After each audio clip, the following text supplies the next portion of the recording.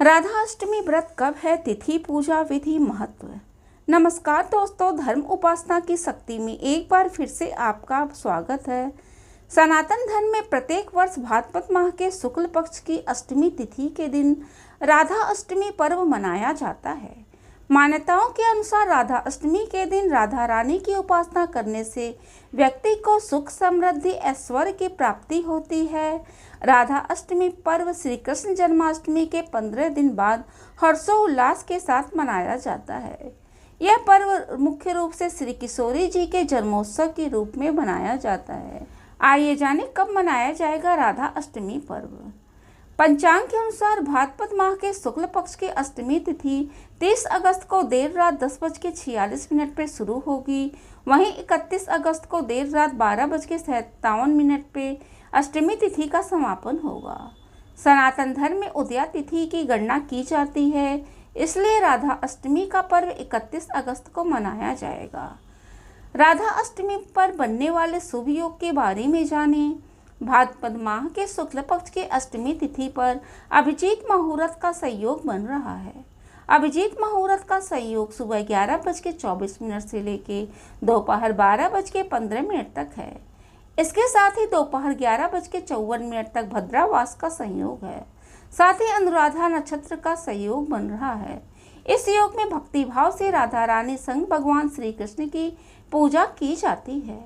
आइए जानें राधा अष्टमी पर किस प्रकार से पूजन करना चाहिए।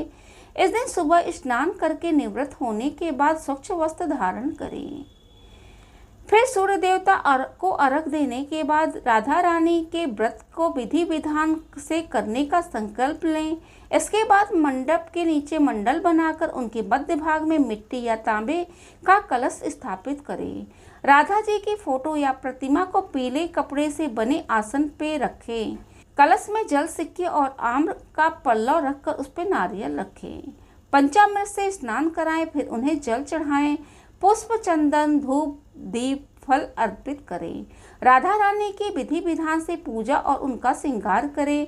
तत्पश्चात राधा रानी का षडोपचार के साथ पूजन करें। इसके बाद राधा रानी के मंत्रों का जप करके उनके स्रोत का पाठ करें। ध्यान रहे कि पूजा का समय ठीक मध्याह्न का होना चाहिए। भोग में फल और मिठाई के साथ तुलसी दल जरूर चढ़ाएं। राधा जी को भोग लगाने के बाद श्री कृष्ण जी की भी विधि विधान के साथ पूजा करें। पूजन करने के पश्चात उपवास रखें। दूसरे दिन श्रद्धानुसार सुहागिन स्त्रियों तथा ब्राह्मणों को भोजन कराएं, उन्हें दक्षिणा दें।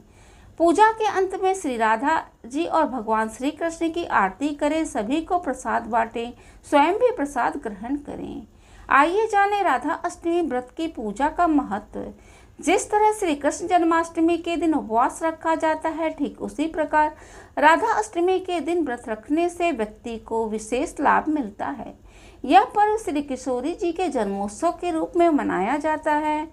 मान्यताओं के अनुसार इस दिन राधा रानी की उपासना करने से परिवार में सुख समृद्धि आती है और व्यक्ति को धन, ऐश्वर्य, आयु और सौभाग्य की आशीर्वाद प्राप्त होता है। यदि आपको मेरी वीडियो अच्छी लगे तो उसको लाइक करें, शेयर करें, सब्सक्राइब करें एवं बेल बटन दबाना ना भूलें। धन्यवाद।